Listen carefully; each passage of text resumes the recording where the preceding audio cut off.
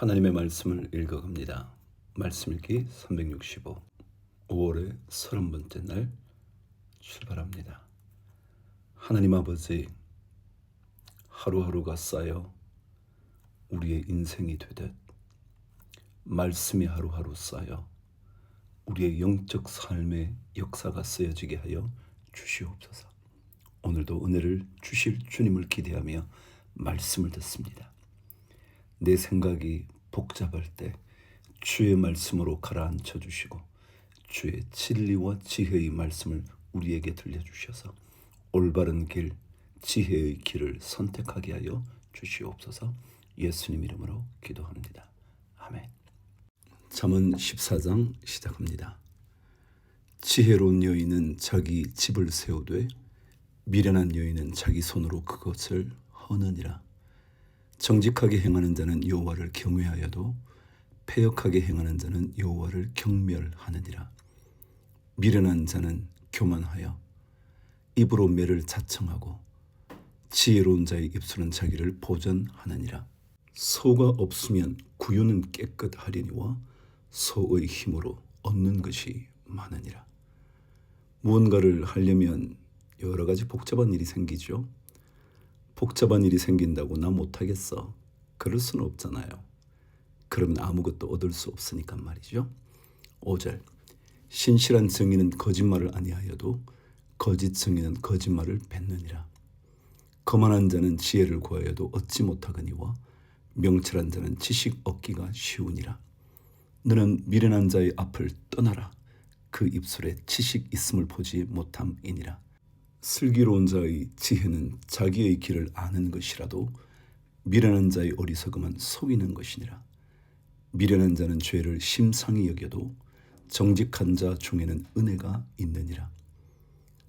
마음의 고통은 자기가 알고 마음의 즐거움은 타인이 참여하지 못하느니라. 그렇죠. 자신의 고통은 자기만 알죠. 마음의 즐거움도요. 남들이 어찌 그 기쁨을 다 알겠어요. 함께 즐거워한다고 하더라도 말이죠. 악한 자의 집은 망하겠고 정직한 자의 장막은 흥하리라. 어떤 길은 사람이 보기에 바르나 필경은 사망의 길이니라. 사람의 판단이 정확할 수 없죠. 웃을 때에도 마음에 슬픔이 있고 즐거움의 끝에도 근심이 있느니라. 마음이 굽은 자는 자기 행위로 보응이 가득하겠고 선한 사람도 자기의 행위로 그러하리라.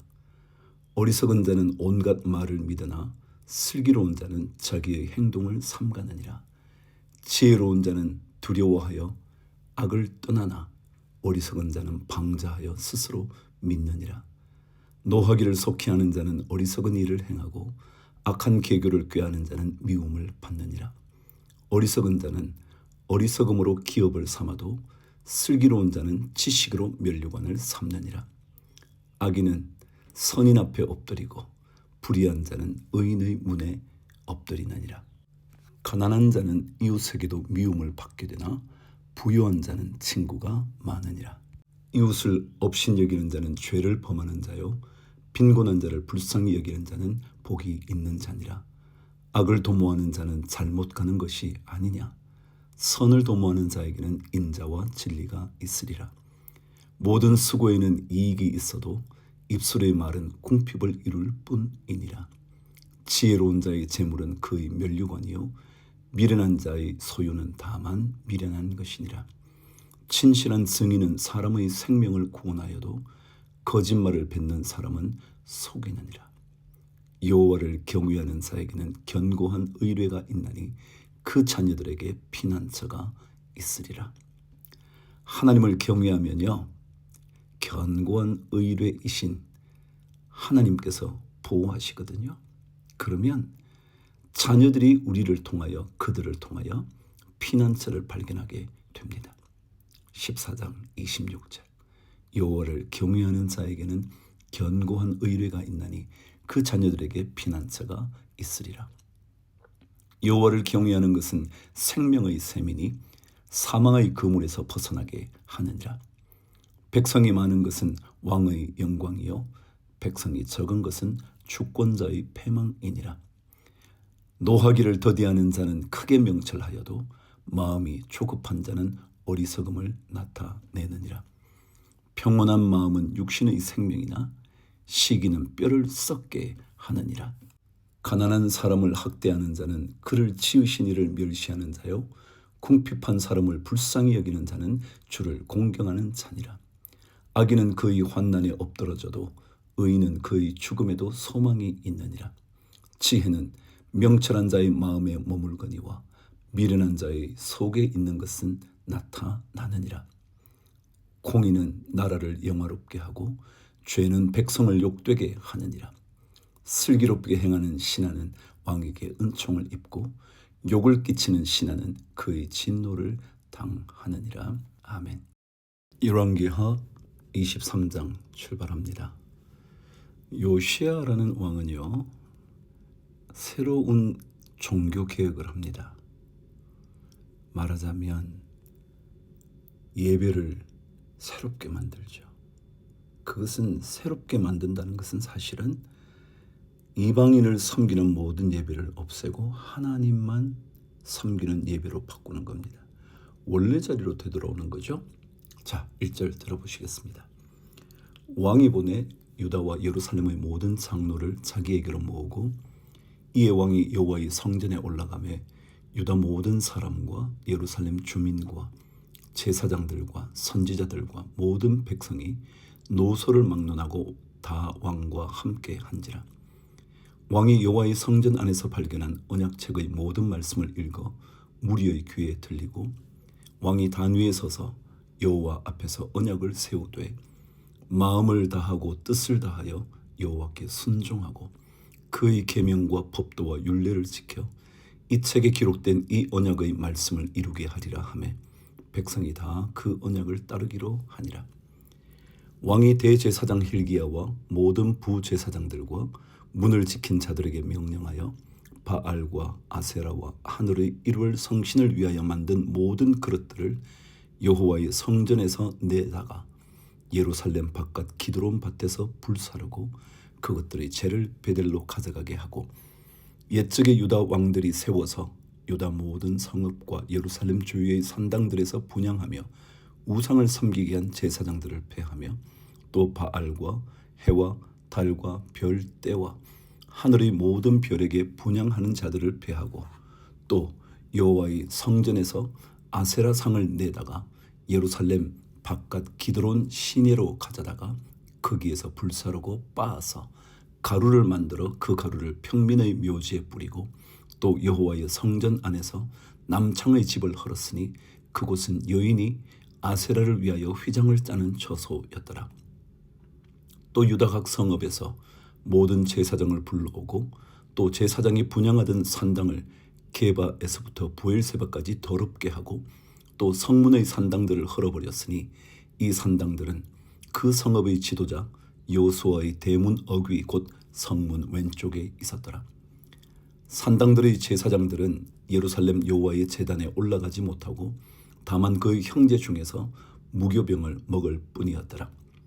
왕이 또 흰놈의 아들 골짜기의 도벳을 더럽게 하여 어떤 사람도 몰록에게 드리기 위하여 자기의 자녀를 불로 지나가지 못하게 하고 또 유다 여러 왕이 태양을 위하여 드린 말들을 제하여 버렸으니 이 말들은 여호와의 성전으로 들어가는 곳의 근처 넷이 나단 멜렉의 집 곁에 있던 것이며 또 태양 수레를 불사르고 유다 여러 왕이 아하스의 타락 지붕에 세운 제단들과 므낫세가 여호와의 성전 두 마당에 세운 제단들을 왕이 다 헐고 거기서 빻아내려서 그것들의 가루를 기드론 시내에 쏟아부리고 또 예루살렘 앞 멸망의 산 오른쪽에 세운 산당들을 왕이 더럽게 하였으니 이런 옛적에 이스라엘 왕 솔로몬이 시돈 사람의 가증한 아스다롯과 모압 사람의 가증한 크모스와 암몬 자손의 가증한 밀곰을 위하여 세웠던 것이며 왕이 또 석상들을 깨뜨리며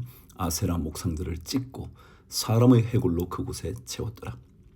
15절 또한 이스라엘에게 범죄하게 한 느바스의 아들 여로보암이 베델에 세운 제단과 산당을 왕이 헐고 또 그 산당을 불사르고 빻아서 가루를 만들며 또 아세라 목상을 불살랐더라. 요시야가 몸을 돌이켜 산에 있는 무덤들을 보고 보내어 그 무덤에서 해골을 가져다가 제단 위에서 불살라 그 제단을 더럽게 하니라. 이 일을 하나님의 사람이 전하였더니 그 전한 여호와의 말씀대로 되었더라. 17절. 요시야가 이르되 내게 보이는 저것은 무슨 비석이냐 하니 성읍 사람들이 그에게 말하되 왕께서 베델의 제단에 대하여 행하신 이 일을 전하러 유다에서 왔던 하나님의 사람의 묘실이니이다 하니라. 이르되 그대로 두고 그의 뼈를 옮기지 말라 하매 무리가 그의 뼈와 사마리아에서 온 선지자의 뼈는 그대로 두었더라. 전에 이스라엘 여러 왕이 사마리아 각 성읍에 지어서 여호와를 경노하게 한 산당을 요시야가 다 제거하되 베델에서 행한 모든 일대로 행하고 또 거기 있는 산당의 제사장들을 다 제단 위에서 죽이고 사람의 해골을 제단 위에서 불사르고 예루살렘으로 돌아왔더라. 요시야 왕은 예배를 개혁합니다. 아니 이방 예배를 다 제거하고 그 제단을 더럽게 해버립니다. 더 이상 쓸 수 없게 말이죠. 또 하나는 유월절을 가장 최고로 주님 앞에 드립니다. 21절.